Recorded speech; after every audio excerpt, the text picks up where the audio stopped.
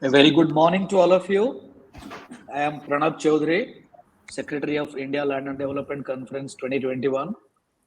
I am so excited and so happy to welcome you all on a Sunday morning that this rich group of panelists from our friends in Southeast Asia have kindly agreed to join us and share their work around policy and legal complexities of land governance. As you all know, land is a very complex issue, and this is indeed a remarkable feat of our fifth annual India Land and Development Conference.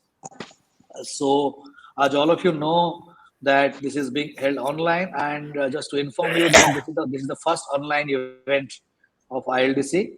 Earlier events were all the face-to-face offline events. So when you went online, we realized that while there is a constraint, but there is an opportunity window of opening up where we can probably reach out to the people who could reach out. And ILDC to take South-South cross-learning forward started this idea of having a Asia Day today and Africa Day on 25th. And I'm so happy to share with you, till yesterday noon, I was looking at the registrations. There are about 700 registrations so far. Out of them, while Indians are about 52%, but other Asian friends are about 40. So almost 100 other Asian friends from more than 10 countries have registered. Similarly, about 20% from Africa and 20% from Europe. So altogether, 76 countries they have registered. So this is a remarkable achievement. Thanks to the interest you've shown and your names and your presentation, they all created remarkable interest. And another interesting thing is that the gender balance is quite even. So almost 42% of participants are women registration. So that is something pretty interesting. So I also thank here, Landcore Group and my friend, Mr. Shivakumar, who is also a good friend to all of you and who actually made this event possible, the collaboration possible. I think this is a beginning and we look forward to take it ahead. Without taking without providing more intro, let me invite you, this panelist here. We have five two, I think four, one chair, three panelists and a discussant, two discussants here. So it will be chaired by Dr. Jung Din Nguyen. Pardon me if I am, because my pronunciation may not be very correct. We have Dr. Mai Van Phan, who is General Director of Land Administration of the Ministry of Natural Resources and Environment at the Government of Vietnam. He is currently Deputy Director General, responsible for land policy and legal development and land administrations in GDLA. Our chair is an agriculture and rural development specialist in Vietnam. Currently he is serving as land policy advisor for the Mekong Region Land Governance Project. I think you all maybe know it is a multi-country project. We have Dr. Ricardo Simarmata, who is a professor of University of Gajah Mada, Yogyakarta in Indonesia, and researcher on land and natural resources. Dr. Priyas Aditya joins as a discussant. He heads the Geodetic Engineering Department at the University of, again, Gajah Mada in Yogyakarta. And we have Yu She Then, who is a forester practicing OD, institutional capacity building, leadership coaching and mentoring, and leading land governance improvement intervention for the people of Myanmar. On behalf of India Land Development Conference, our advisor, Mr. Binod Agrawal, will be there as a discussant. He is a former bureaucrat. He was Additional Chief Secretary, who is the second in command of a state in India in the Land Revenue Department, and he has a long career in bringing in land reforms and innovations in the state of Andhra Pradesh and Telangana later in India. With this, I hand over the matter and the coordination to the moderator of the day, Dr. Jung.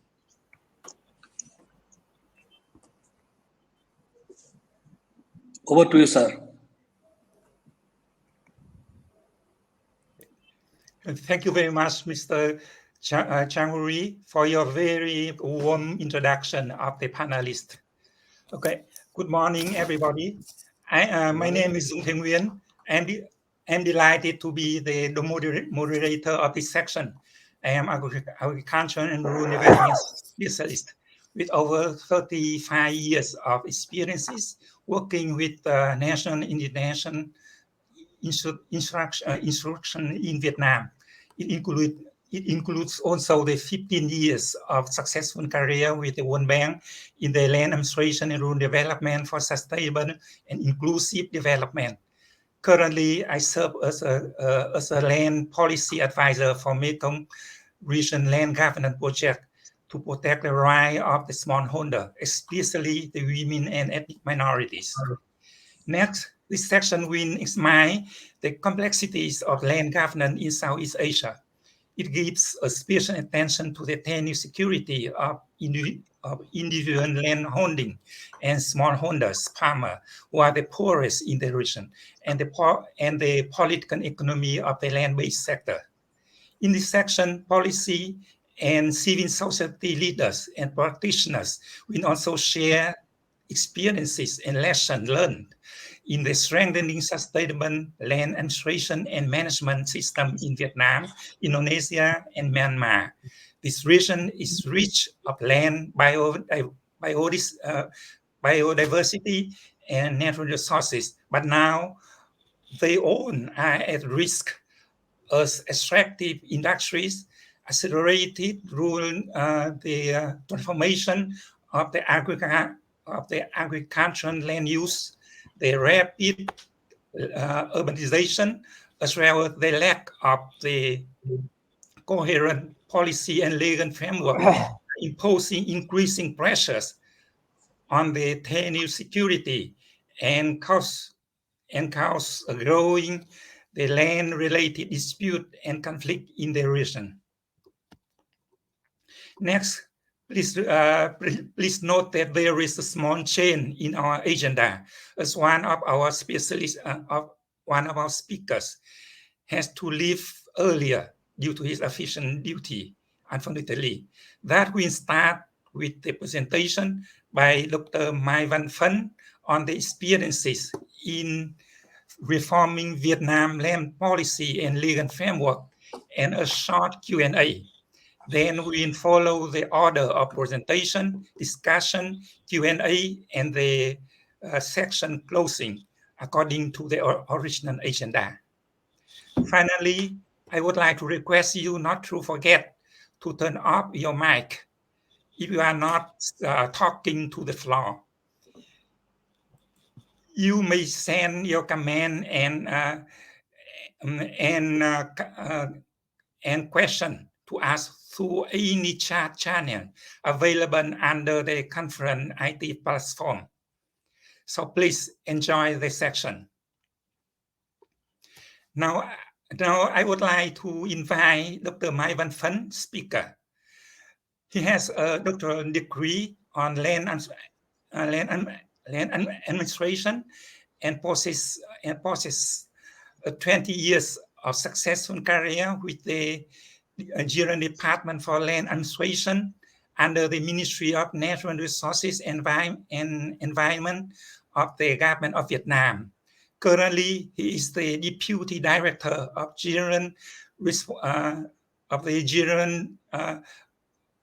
and responsible for land policy and legal framework, as well as the land administration in the General Department. Please, Dr. Phan. Okay. Good morning, everybody. So I'm Mai Van Phan. I'm working in General Department of Land Administration.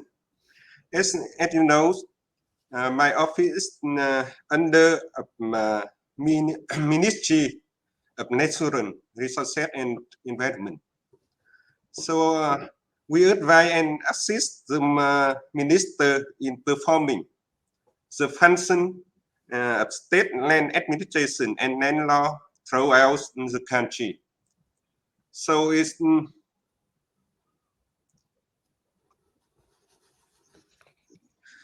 we submit the minister draft law and resolution of the National Assembly. And so we provide professional guidelines and expertise within the scope of land management. And so our general department have. I would like to introduce about our office. So our office have 13 units, in which we have 9 units for state administration and 4 units for institutional. For the state administration, we have Department of Policy and Legislation and Department of Science, Technology and International Cooperation, and Department of Planning and Finance, Department of Organization and Personnel, and General Department of Office, and then Department of Land Registration, and Land Planning, and Department of Economy and Land Fund Development, and Department of Management Control and Land Use. And for the institutional units, we have 4, in which is the Research Institute and Center for Land Investigation and Planning, and Center of Archives and Land Information, and Center for Land Valuation and Cadastral verification. So it's for land law in Vietnam. We have first law in 1987. So at that time we have for land law have 7 contents in state administration and 5 land use purpose, mainly adjustment in agricultural land. So after first land law, we have revised in 1993. As a land law 1993, we have 7 content in state administration and 6 land use purpose. Land relation have a chance to make and management by state. And after 10 years, we have to revise and land law in 2003. So in land law 2003, we have 13 contents in state administration and 3 main group and 19 land use purpose, recognition and land price and transfer market. So land right is market is established. So as you know, also after 10 years, based on the market, based on the anything, we have revised in land law in 2003. So land law 2013 also have 13 content in state administration and 3 group and 19 land use purpose. So land price frame promulgated every 5 years for each toy land and for each region with assessment to use. So it's also now we prepare to review to revise the land law in 2013. So main base for building and amending the land law. So guideline and policies of the Communist Party Vietnam.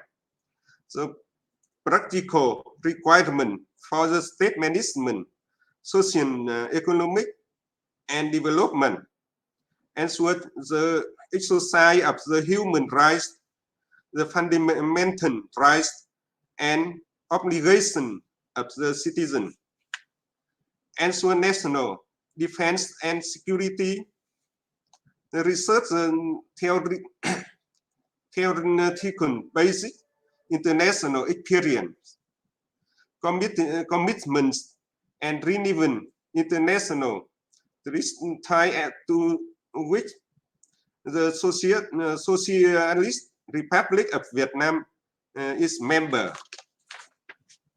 So some key steps to amend the land law 2013.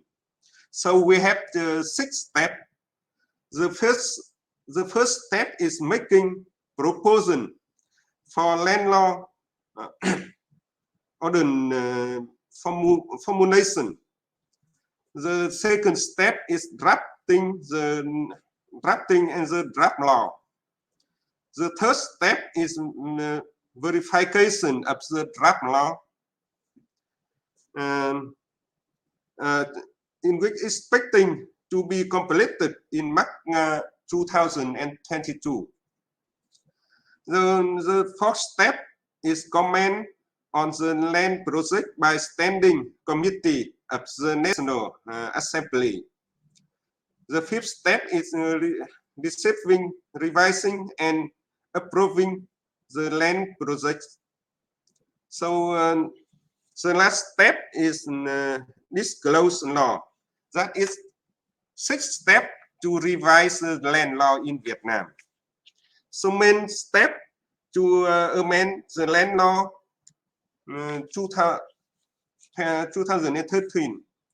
The first step is making proposal for law ordinance formulation, except the impact of the policy in the proposal to the development laws and ordinance,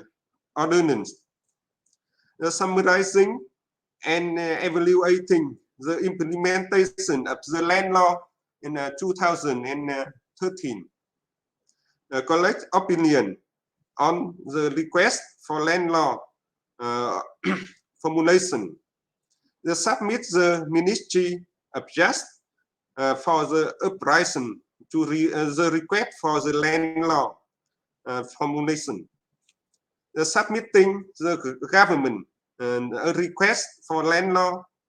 The submitting the National Assembly agencies for verification, consideration, and approval of the proposal law-making program. The detail of step 2, second step, is establishing a drafting committee. And edit.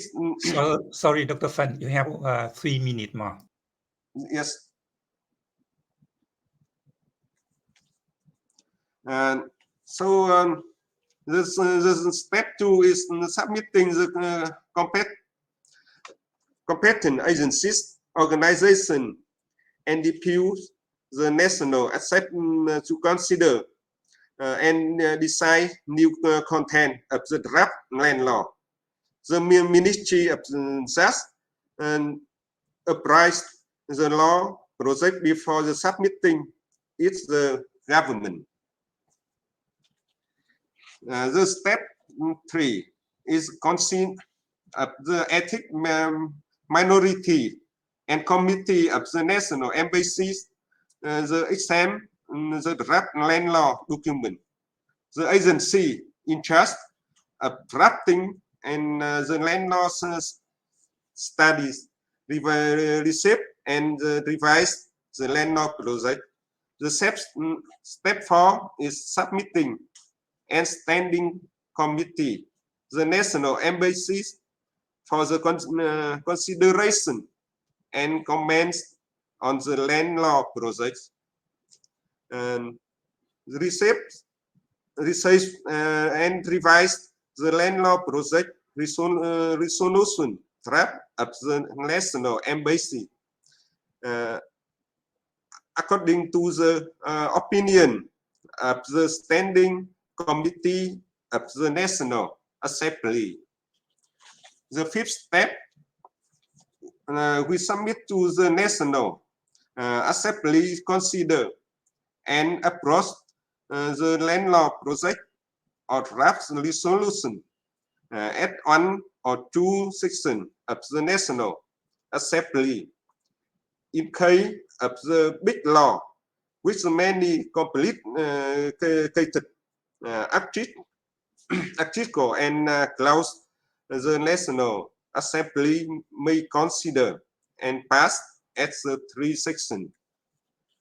The last step is the state president allows the law within 15 days from the date the law passes.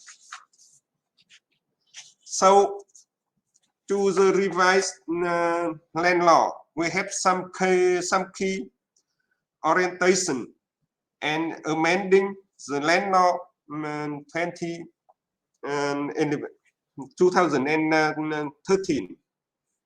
It is necessary to promote the operation of land relation according to the social-oriented markets, develop an open, transparent, and healthy real estate market, better ensure the rights and land use, gradually transitioning to the modern survey-oriented administration, relying on the people and business as the main focus.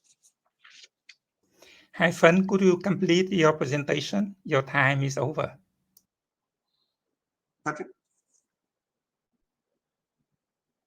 So it's the orientation to amend the land law 2030 have the 9 content that is based on this.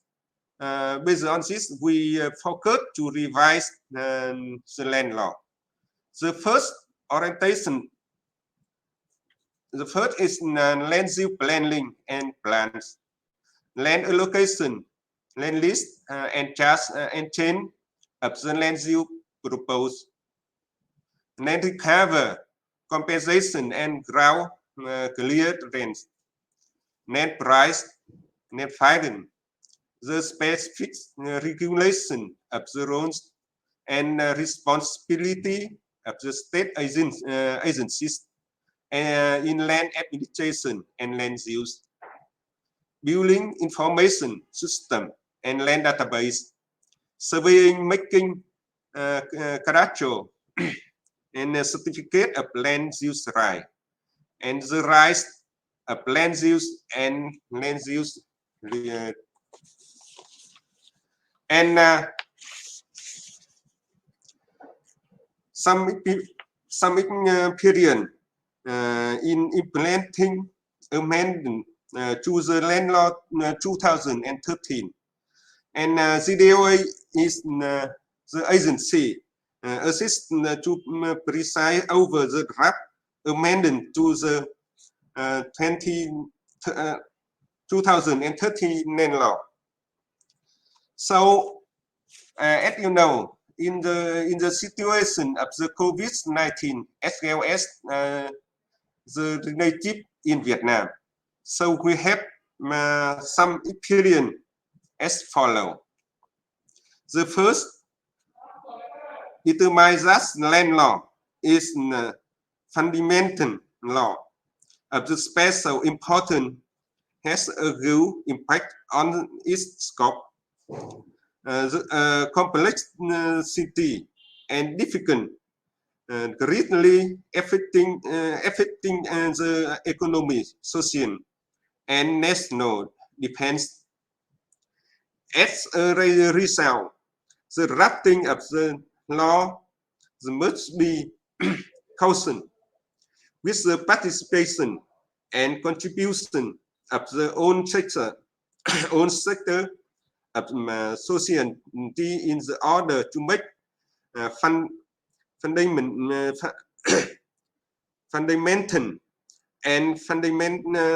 change in the management and use of the people lives, security life, zeal and explores this particular important resources.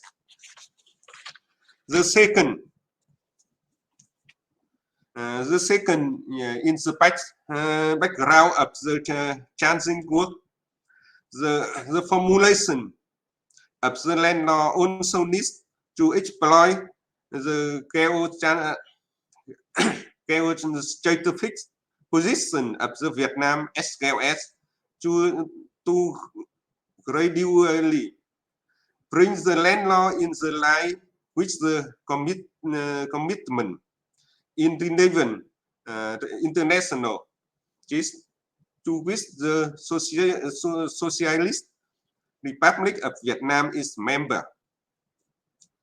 The third is it is necessary to promote various form of exchange and discussion on the evaluation and review of the implementation of law.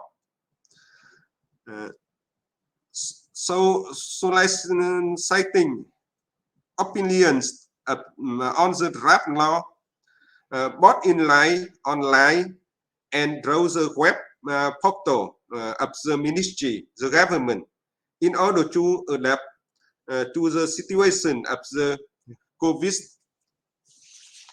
The third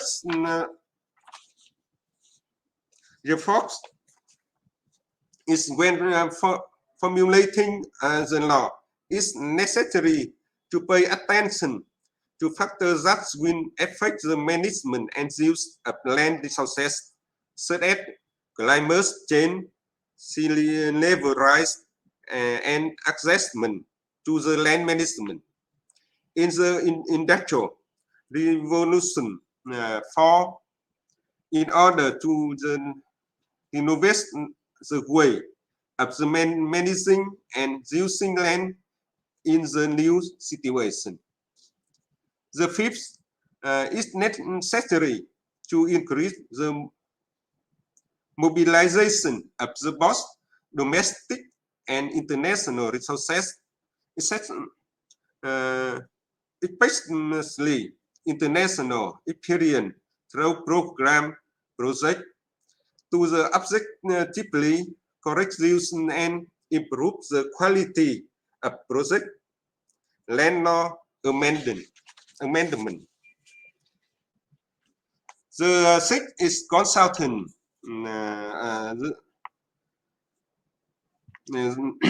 Is due the importance of the land law. The reviews assessment of the 2013 land law implementation as well as the preparation of the draft new land law during the appraisal and approval process was consulted by the many stakeholders and many forms to receive multidimensional information, such as subject of the consultation from the civil society, including as citizen, composition, business, academics, research institute, and professional organization, NGOs, CSOs, donor, for example, World Bank. And the second is consultant from the central of the local state agencies, such as agencies of the party, of the National Assembly, of the government agencies, and from the local authorities of the 16 provinces. The form of the consultant need to be diversified as conducting seminar, sending documents to the local authorities, and the reviews of the evaluation of the implementation of the 2013 land law. Published citing the draft law for the public comments on mass media and website. So, and thus I would like to introduce the experience of the in the implementing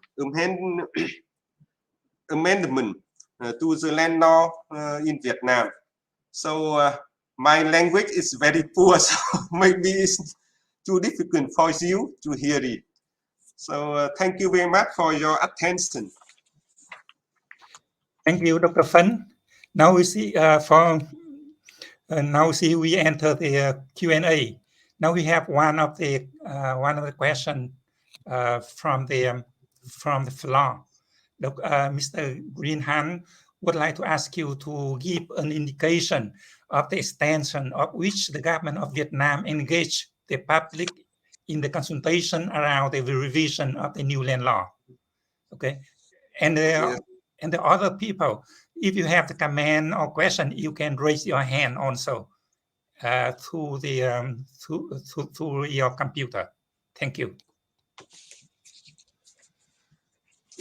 Yes, yeah. So as I present, now is because of the virus COVID-19. So to prepare, we have to prepare some table to send for the every to a consultant. Sent to 16 province, and we sent to the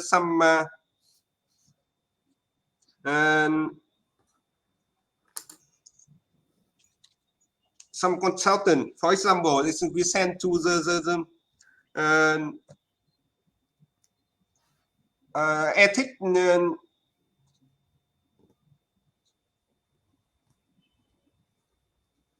and citizen and business and academics or the research institution.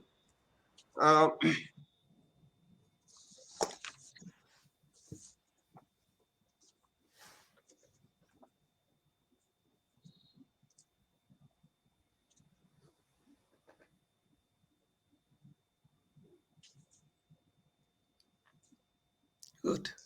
So after we received the idea from the agencies, so we also public to the maybe to the internet or website, and also is our department have the website to public every idea and the draft of the land law on there. So after that we receive the comment from them. So the question of Mr. Good. So we see.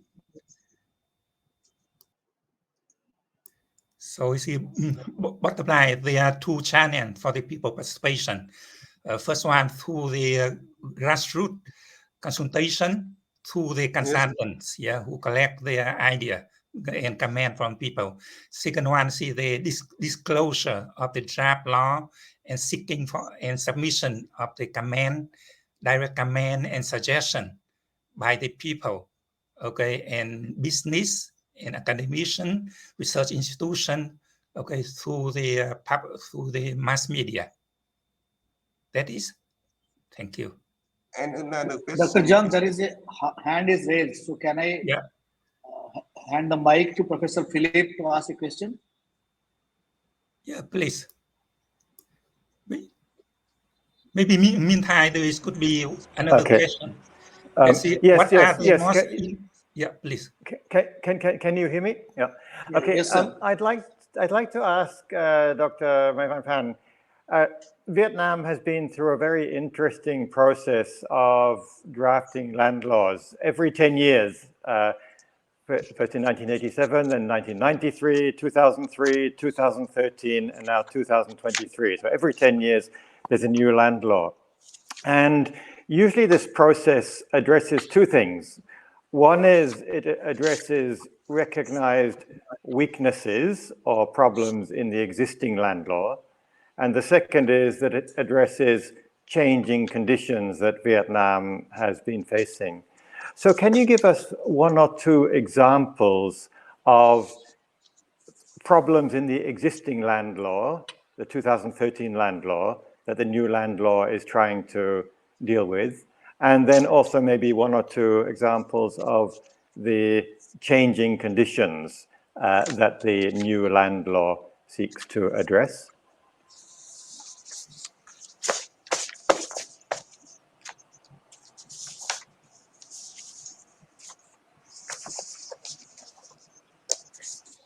Please, Dr. Fong.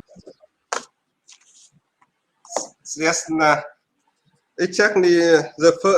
The first law, land law to now is we have the 4 times to revise, but based on and for each time we depend on the, for example, the first land law. At that time, this Vietnam is lack of the food, so the law focused on the how to use agricultural land to produce the food. But until now is we enjoy in the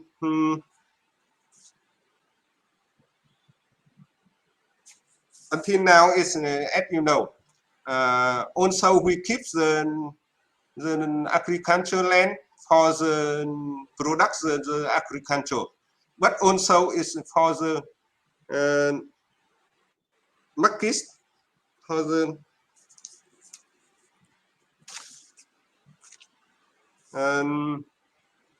so how to explain for you?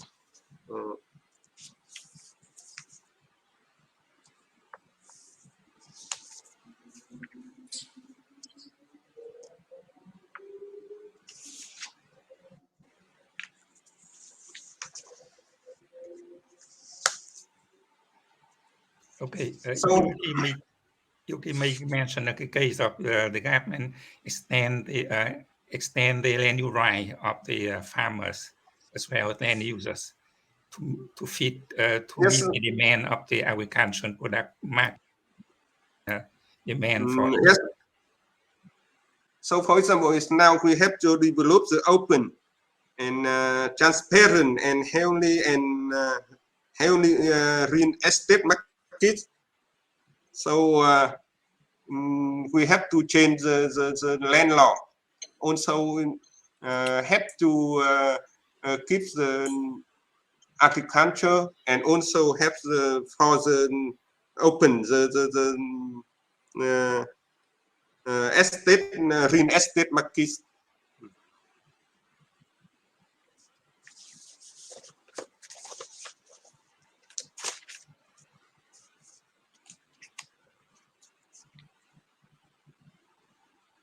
And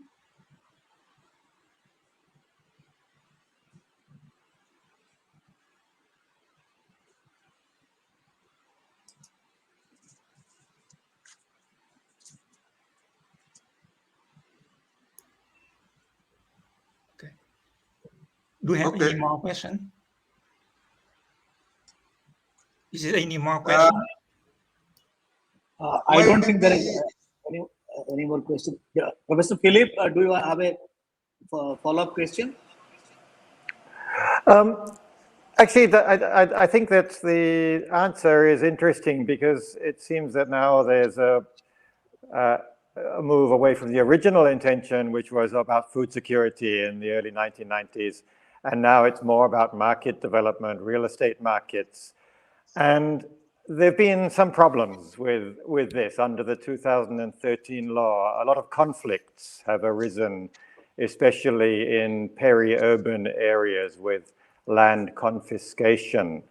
So I wonder how the new land law is seeking to deal with these conflicts that have arisen, especially with land confiscation and with, for example, the question of compensation, which has usually been seen as too low in the case of forced acquisition of land. Are there particular mechanisms or means by which this law seeks to address the recent and ongoing conflicts over such land?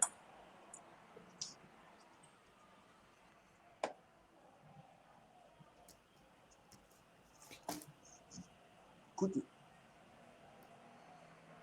could you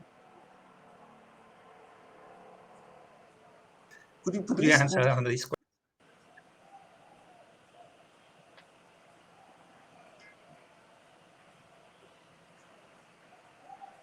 Could you remind your question?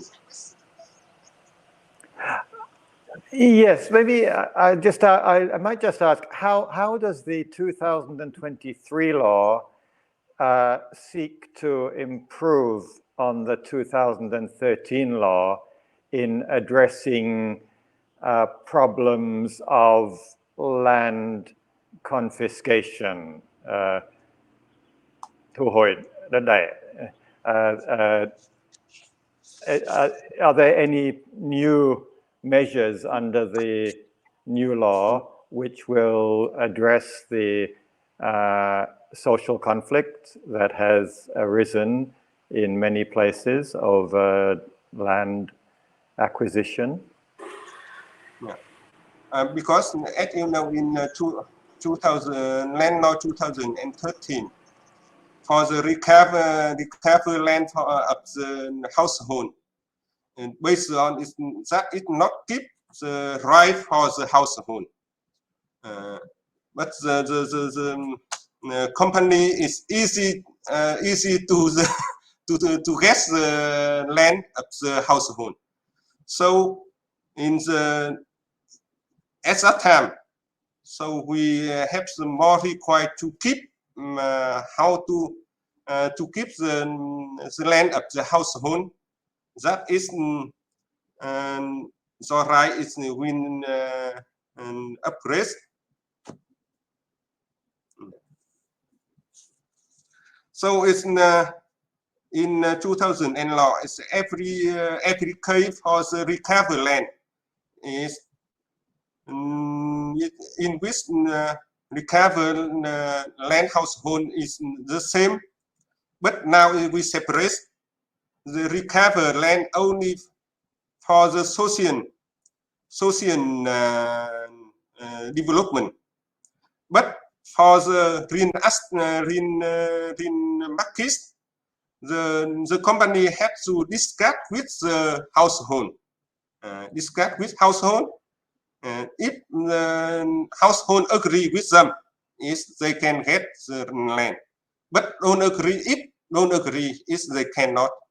So that is in the opinion in the revised land law. We have ideas. Thank you very much. Thank you, Dr. Phấn. Thank you a lot for your presentation and excellent response to the question from the floor.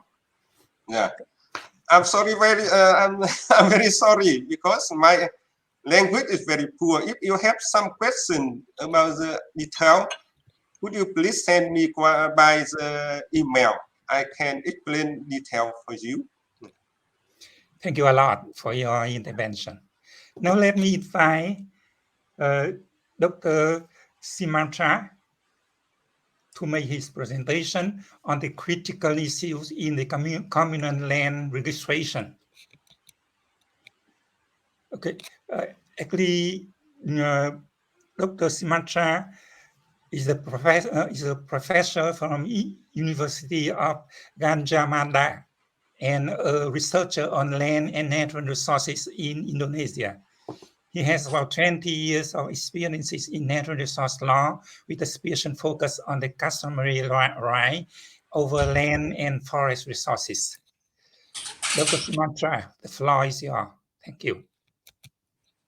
Right. Thank you, Dr. Jung. Good afternoon, everybody, and good morning for participants in other continent.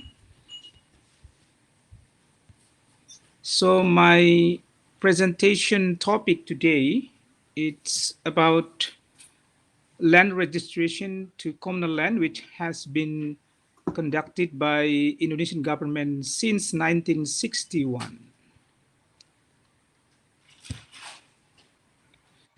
So if you ask how far Indonesian government has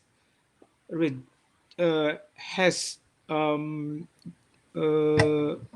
with progress of land registration, this slide tells us that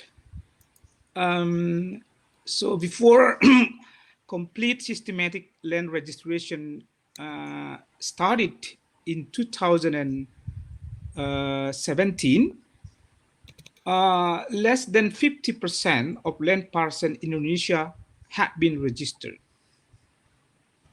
And since the projects, the number of land parcel registered has increased tremendously. So if you look at during 2015 and 2019, 3 years, 24 million land parcel was registered. 24 million. So now in total, we have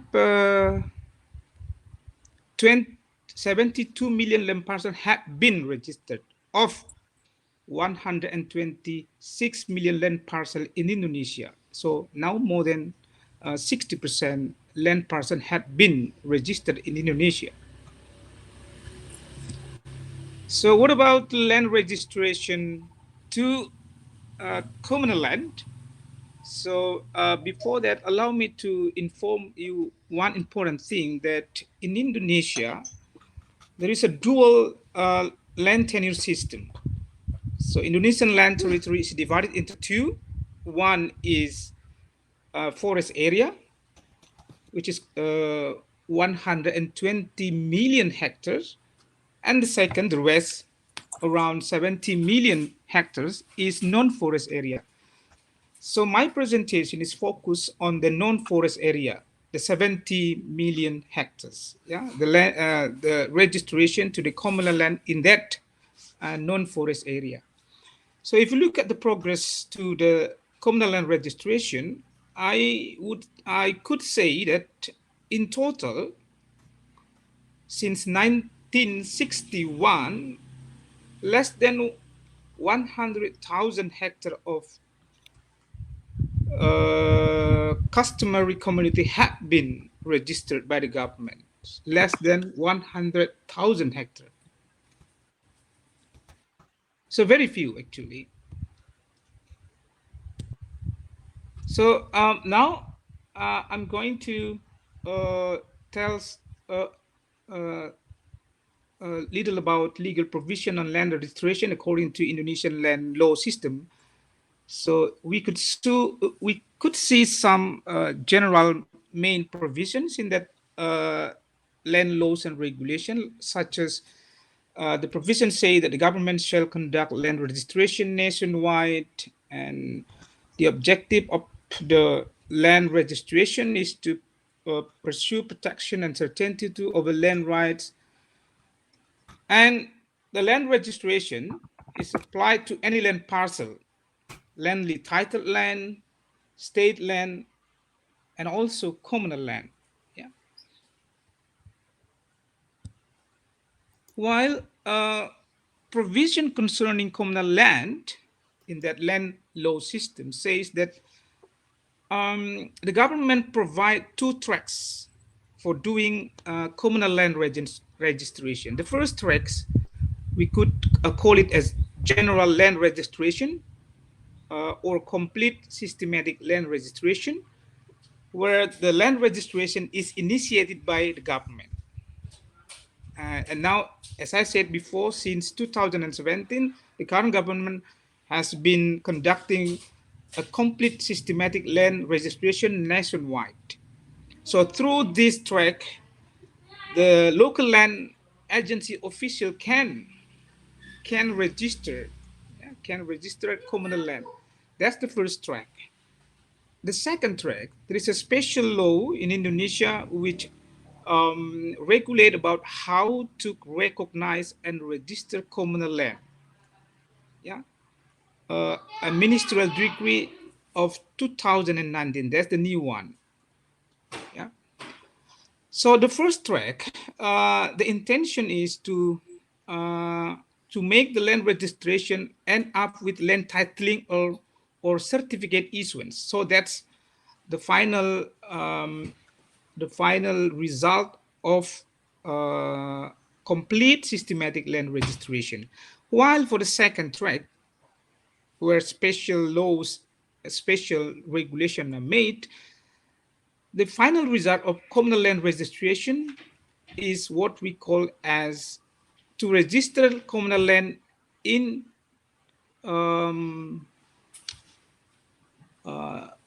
how to say it, land list. So there is a document called land list. Yeah? Another provision says that before customary communities get recognition over their communal land, they must get recognition from local government. We call it the recognition of existence. So this is about legal framework of the recognition of indigenous people in Indonesia. Actually, there is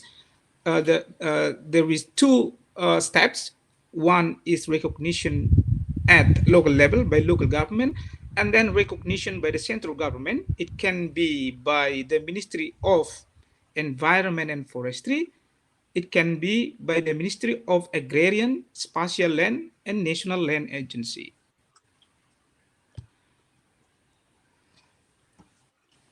Now, how government official interpret legal provision on communal land registration. One important perception that they think registration to communal land must end with land titling or certificate issuance. And this interpretation in reality generates a problem because some indigenous community, customary community just refuse to have their communal land is certified. Another perception that this government official think that indigenous community in Indonesia is not eligible subject of land rights holder. So therefore, they ask the indigenous community if they want to be registered as a group. They ask the indigenous community to choose legal body like foundation or other kind of legal bodies. Yeah.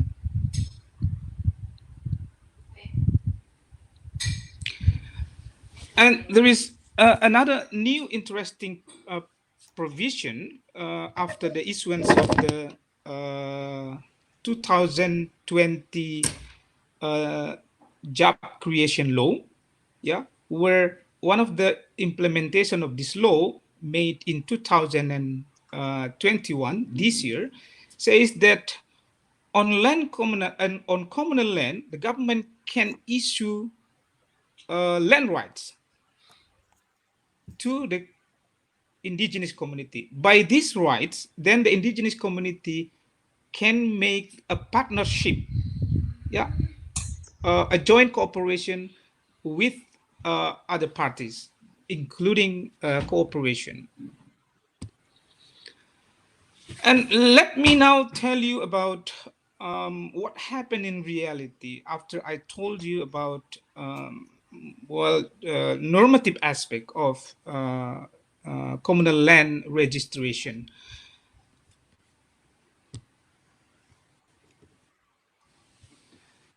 So, wait a second. So, we cannot deny in Indonesia as well as in other countries that there has been happening individualization of communal land. And if we ask the causes, it can be internal cause like conflict or declining customary authorities, external forces, land commoditization, market, led by market, government policy, as well as the implementation of state law. But on the other hand, we just finished our field research doing survey in 230 communities in 2 provinces, Bali and East Nusa Tenggara. And we found that in some communities we survey, there are still communal land exists, even though the individualization process is happening. So our research confirms about the declining of communalistic character of communal land, which is individualization occurred, but it doesn't always rest on individual ownership. Yeah.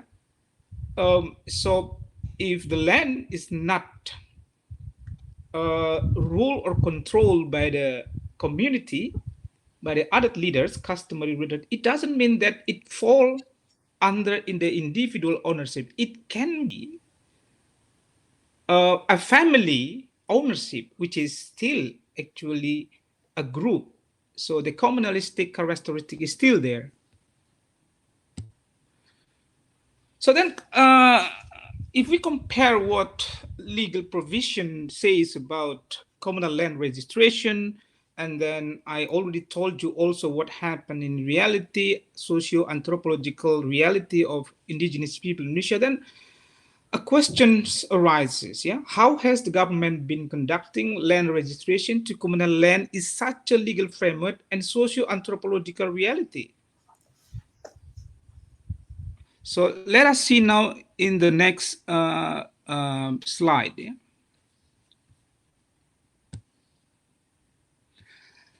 So I told you already about the two tracks of registering communal land in Indonesia. Now I start with the first track, yeah, general land registration. What happened that after 4 years of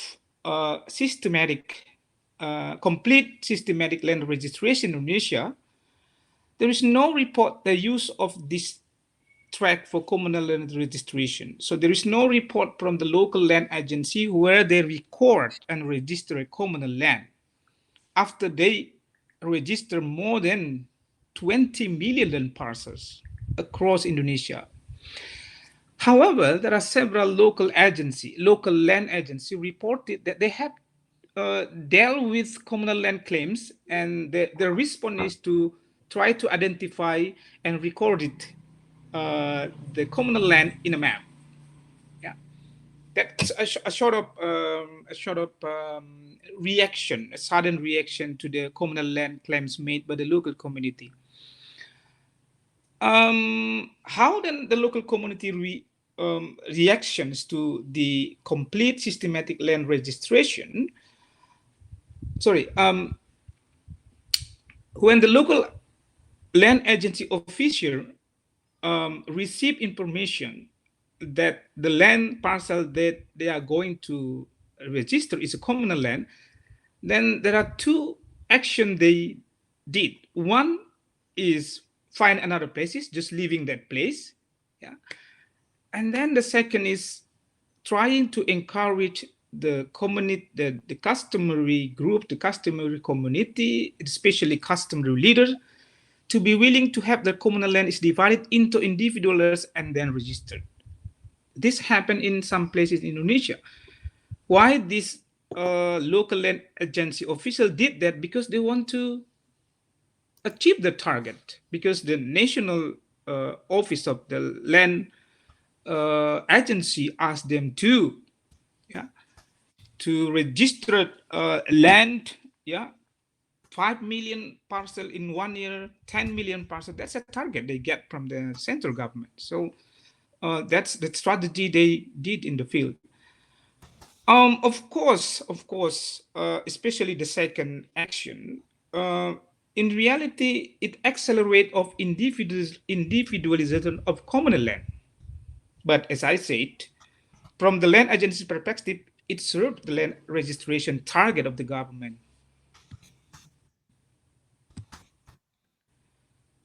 And the second track, communal land registration, which are supported by special regulation.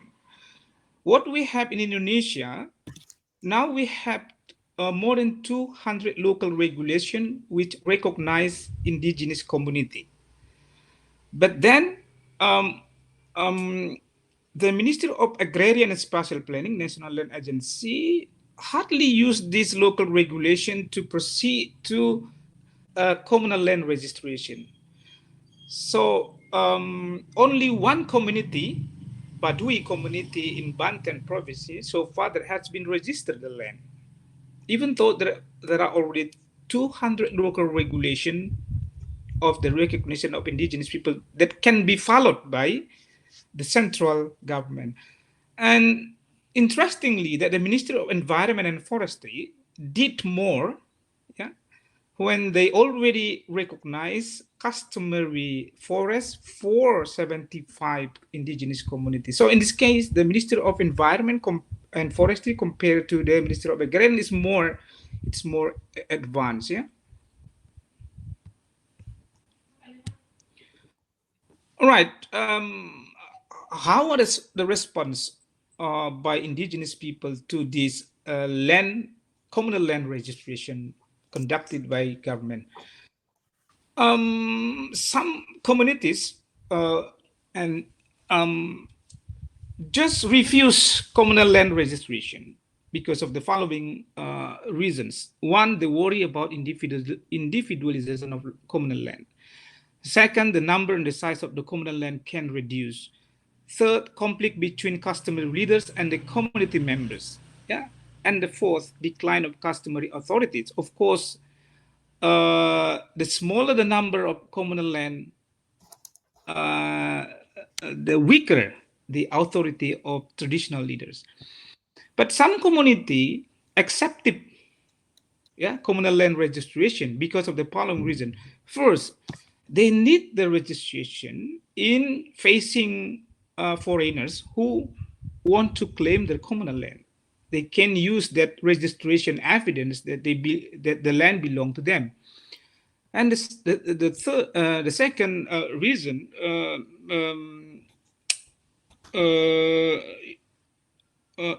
a particular member of community who already use communal land, when they found that the community leaders are not just, they tend to receive land registration from the government because they think that they will get new legitimacy, and they will use the legitimacy in talking with the community leaders who they suspect. Yeah. But interesting thing, in some places there is a compromise between the indigenous community and the local land agency in dealing with the communal land registration, where the indigenous community accepted that communal land is registered and divided into individual ownership, but they asked the local land agency to put information in land certificate saying that any transaction to the registered land upon the approval of customary leader. So it's sort of compromise, which is put in legal document certificate. Right. The last slide, concluding remarks. I could make one complex legal procedure of the recognition of indigenous peoples and the traditional right. I told you before that there is two levels of recognition, and ego sectoralism between ministry have caused the implementation of land registration provision isn't effective actually. The second, indigenous community made different responses to the request of registering their land. Some community refused, and some community accepted, and some community just proposed compromise with the local land agency. And the last remark that I can make, the government is currently developing policy and regulation concerning communal land, aiming to accelerate the recognition, the protection of communal land. And this is something civil society waiting for. So we really hope, academic, that this new policy and regulation will really properly respond to the demand to the aspiration made by the indigenous community regarding communal land registration. So that's it. I can present. Thank you, and I give it back to you, Dr. Jung. Thank you, Dr. Simantra. Now, actually, let me invite Mr. Shithen to talk about the development of the implementation of the natural land use policy in Myanmar. Mr. Thin is a forester. He used to be a lecturer in Institute of Forestry in Yanzin, and now he works as a development worker and the executive director, team leader of the land core group in institution capacity building, leadership coaching. He also lead the land governance improvement intervention for the people in Myanmar. Please, Mr. Thien, the floor is yours. Okay. Thank you very much, Mr. Tong.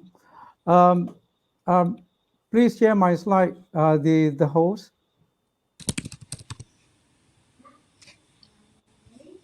Why the host is sharing my slide, actually, the current, the today presentation, the sharing is really for learning how a policy, especially land policy, is developed and implemented in Myanmar. That is a lesson that I share to everyone in this particular, event.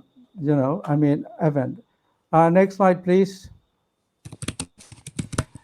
In this presentation, I will focus on actually policy development process, how it is used, and also how it is effective, and what are the reasons behind it.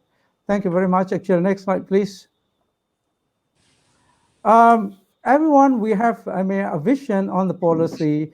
We expect a policy should direct, the management and lawmaking and day-to-day management of administration, especially in land administration. It is very important because harmonization, quality, effectiveness, and accountability is needed in the administration.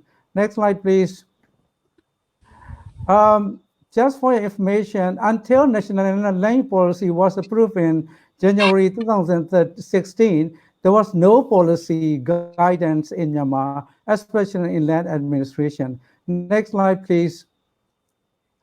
And just this is the situation before, the policy was developed and also up to now.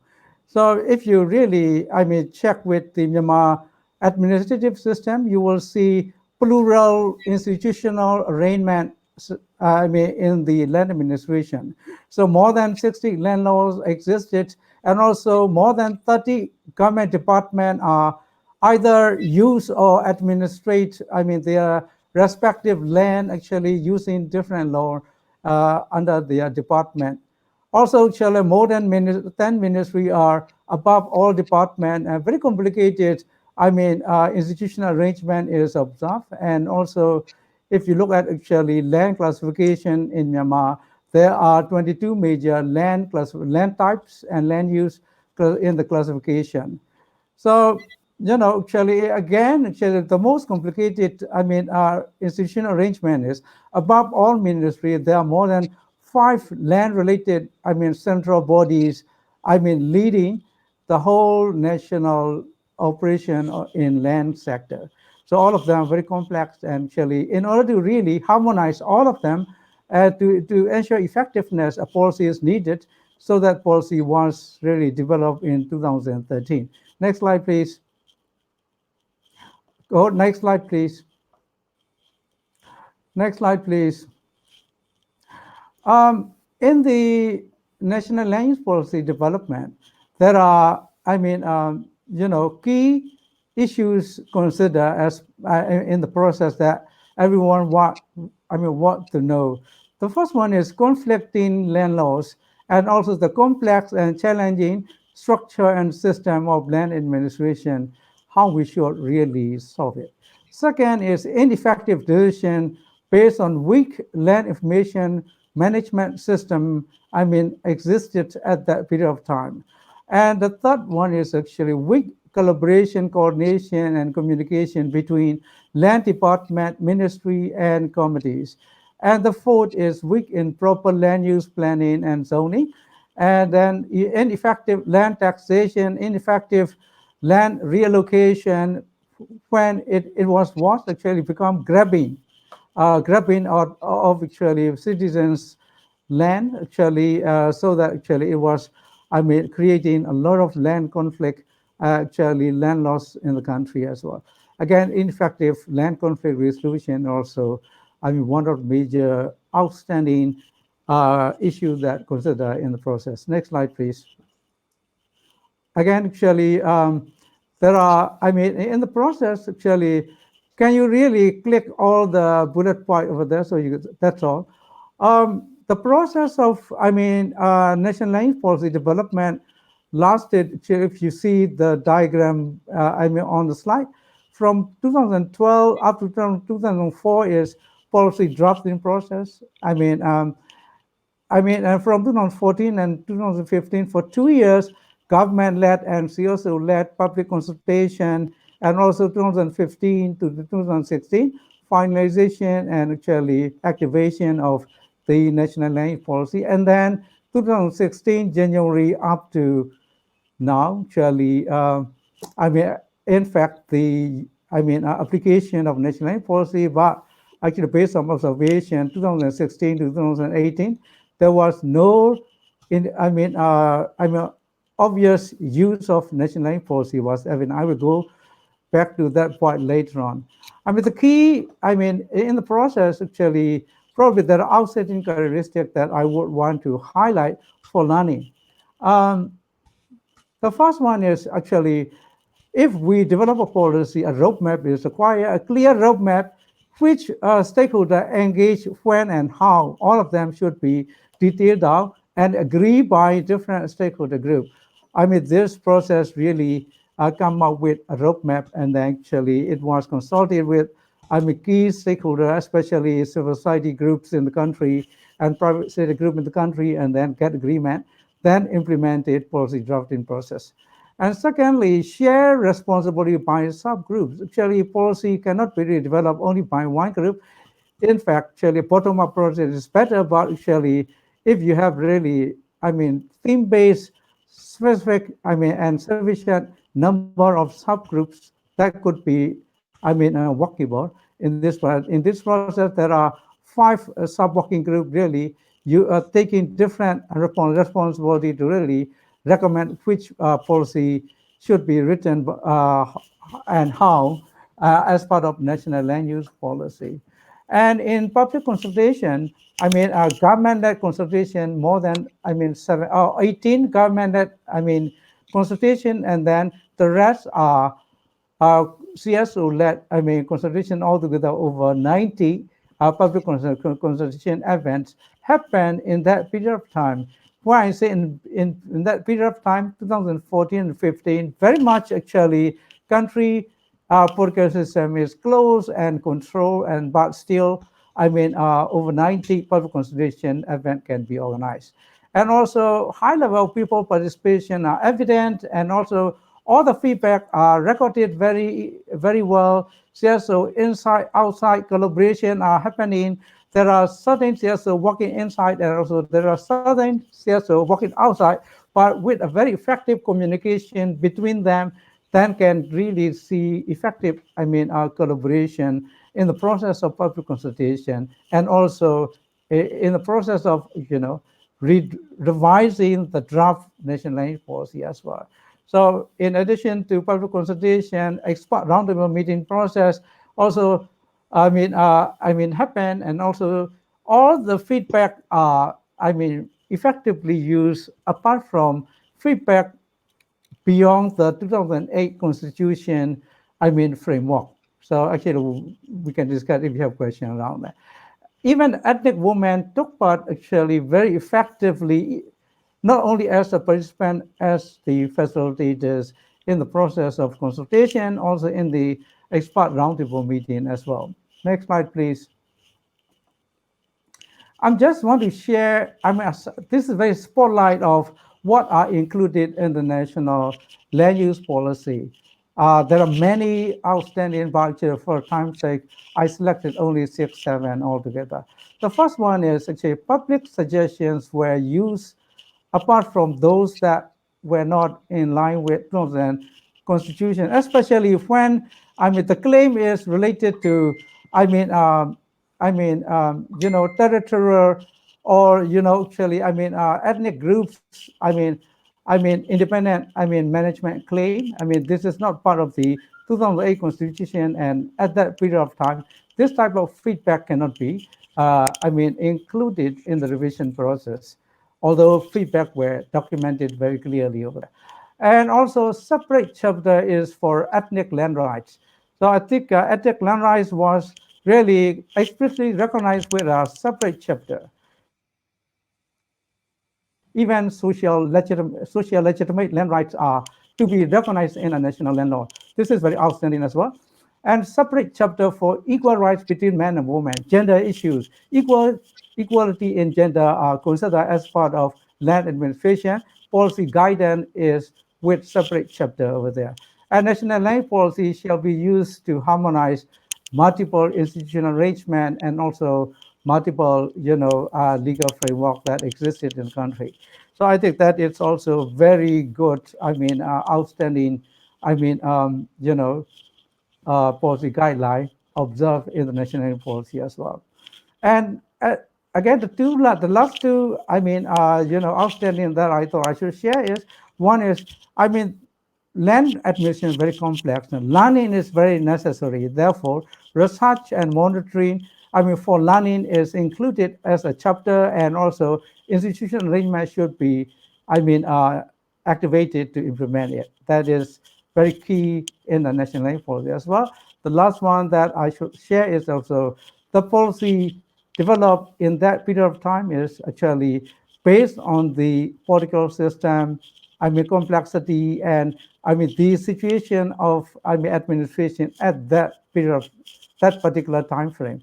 When everything is changing, policy should be a living policy that should be revised from time to time, at least 5 years indicated in the national land policy.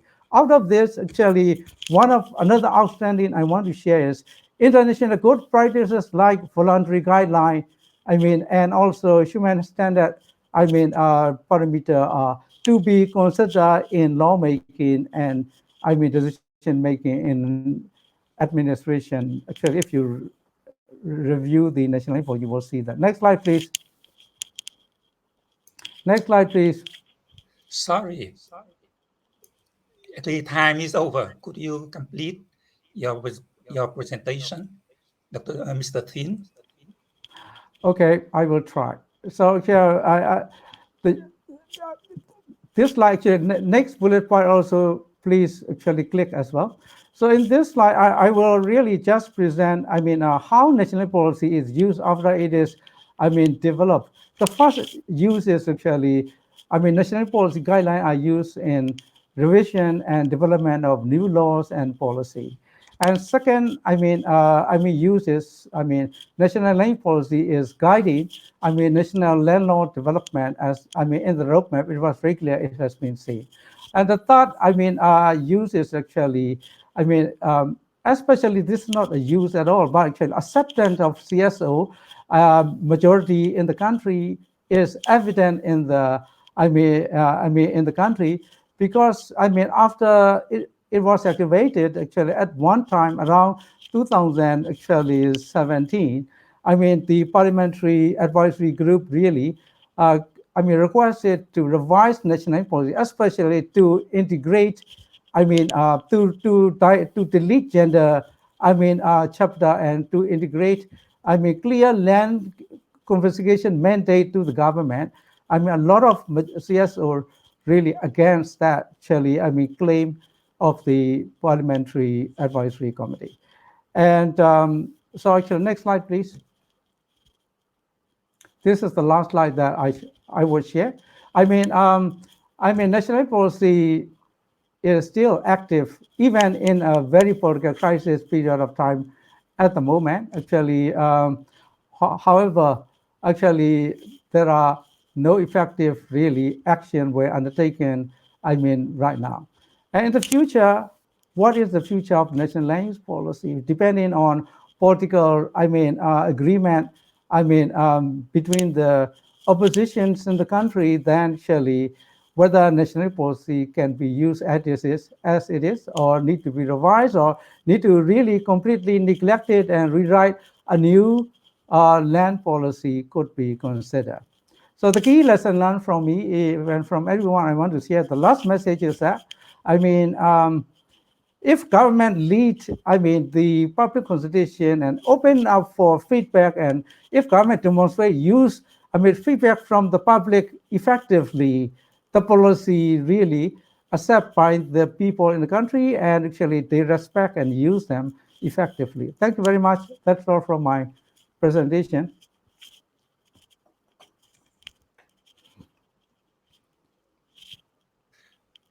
Thank you, Mr. Thin, for your presentation. Now we see we have some very limited time left. So let me ask our discussion, try to talk about each 3 minutes.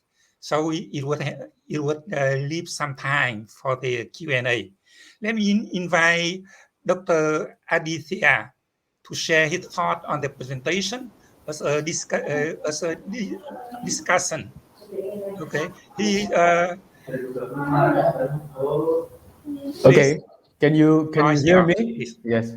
Okay, so we learned a lot from three presentations. Dr. May Phan Pan from Vietnam talked about the transition or the transformation about the development of land policy, and also Dr.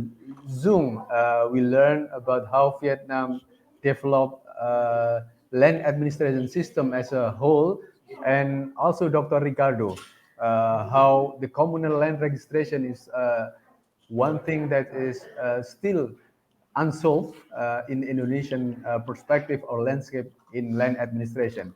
From these three presentations, I would say we learned a lot about the needs to let's say combine the approach of societal. I would say we like to have a social engineering approach. So how social and engineering, especially how we can, let's say, implement the land policy, because land policy can be very good, but the problem is how we can transform from land policy to land management that encompass not only land rights but also as seen or presented by Dr. Ricardo. It's also about the restriction, yeah, and this restriction can be from spatial planning, can be from responsibilities by communal that need to be performed. But also we talk about the national goal for providing good development for their economic value. So I would say in this lesson learned, we really need to see the how international standards at the moment develop. We talk about land administration domain model. It's already ISO 19152, and this year it's already revised and to be published. They talk about 3R. So we talk not only rights but also restriction and responsibilities, and how these right, restriction, and responsibilities should serve not only for efficient land market but also for effective land protection. And this is very true when we talk about when we see from Dr. Ricardo, the challenge is really the formalization and recognition from the country, but at the same time, the state or the country also need to see sustainable development goals. So I think what we need here is every country must have a good and stable implementing rules. These implementing rules can transform from social economical needs to let's say, not only regulation, but also the data models and how the implementation on the field. By that, we can say that development of effective mechanism to balance economic goals versus environmental and sustainable goals can be achieved if from the in this if in the process government not only listening but also try to capturing what they listen as implementing rules, and then have a public and have a NGO to also work together to develop this. So that's my comments. I don't want to take a lot of time to comment this, because this is very important, and I believe there can be many interesting questions from the floor. Thank you. Thank you a lot, Dr. Aditya. I define you see your comment is very practical and forward-looking. Next, I would like to invite Mr. Agrarian to discuss the issue raised by the presenters. Okay, Mr. Agrarian is a former additional chief secretary of the Land Revenue Department in Telangana state of the India. Please, the floor of you. Thank you, Dr. Jung. Thank you, ILDC and Pranav, for giving me this opportunity to talk to a very distinguished audience all over the region. We had three discussants, three presenters, Mr. Fan, Dr. Sima Matra, and then we had a presentation by Dr. Mr. Tien. Mr. Fan talked about the evolution of the land laws in Vietnam, how the laws was evolved, starting from 1987, then every periodically how they were revised, and how is the procedure for revision of the land laws. The current laws, which are promulgated in 2013, are in the process of amendment, revision, whatever we like to call it, and this will be over by 2023. It's in a raw stage. That's what Mr. Pan has explained. A very interesting question came from our friend from Australia, and he had asked about the necessity for making these changes so frequently, and what are the factors on that. I wish Mr. Fan could have elaborated. Perhaps he did not have enough time for doing that. That would have been very interesting to know that why a land law which is made gets evolved or changed every 10 years or every 5 years, and what are the reasons. That would have been very interesting. Maybe some other time we will have an opportunity to hear Mr. Fan again about this thing more. Now, Dr. Sima Matra of Indonesia, he had taken a very important subject to elaborate. He talked about the registration of common land. This is a very important aspect of land administration all over the world, in most of the countries, and more so in the countries where the land tenure system or land administration is not so well defined.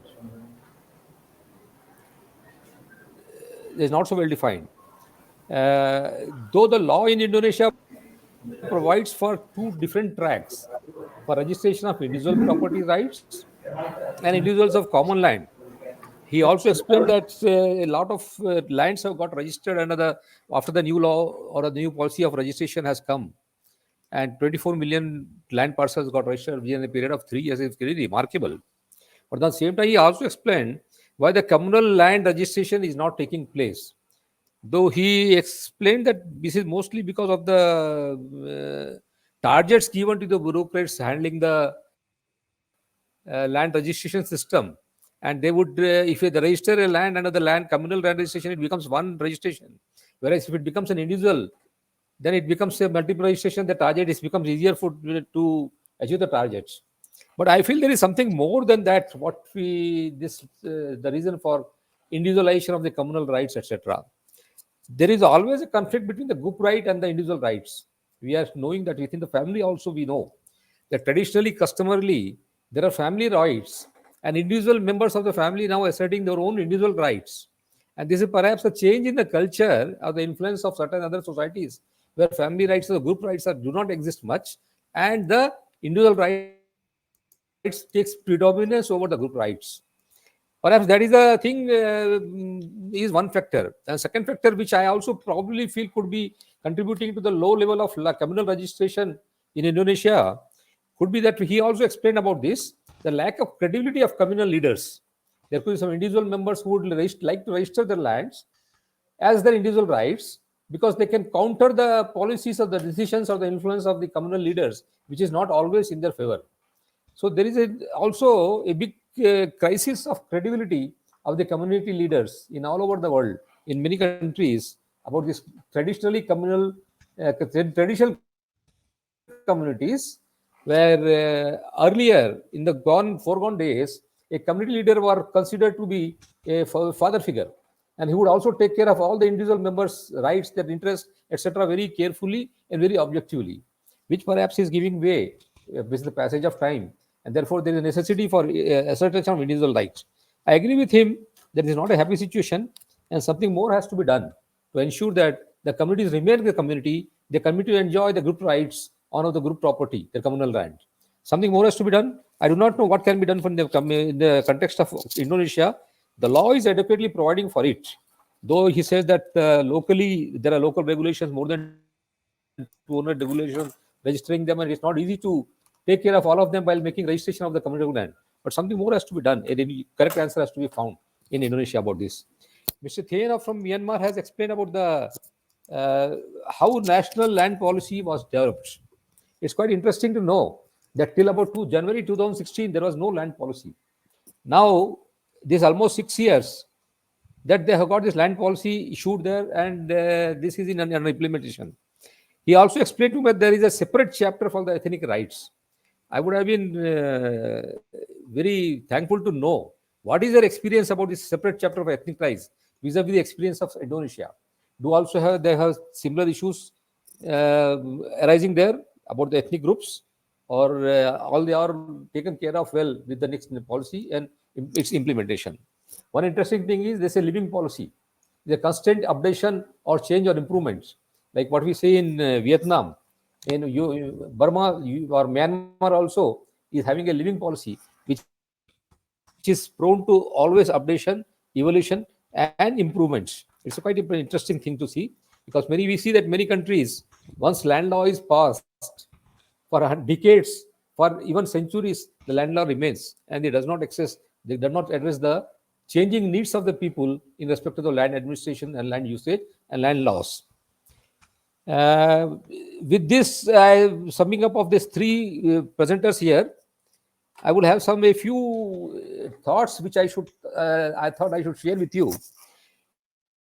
The one thing is that about the conflict between the group rights and the individual rights, which has to be any land policy or land administration or the land law should take care of this conflict between the group rights and individual rights and try to resolve it properly. It cannot be there cannot be one fit for all solution for this.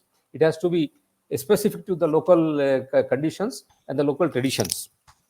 While we say that the rights of indigenous people or indigenous groups has to be protected very well, these rights are not very well defined, and each individual group will have a different customary rights, different type of customs or different type of rights, and this has to be properly documented and properly recognized, and they have to be incorporated.